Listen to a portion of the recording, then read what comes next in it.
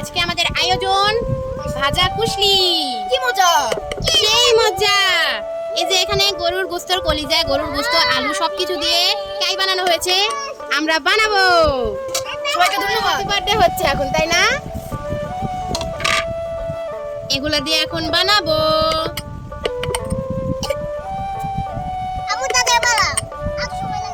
এভাবে এভাবে এভাবে এভাবে এভাবে করে,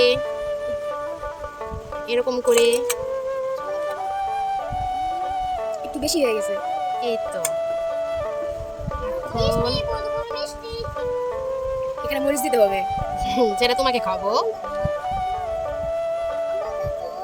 এই যে এটা এখন ভেজে ভেজে খাওয়া হবে।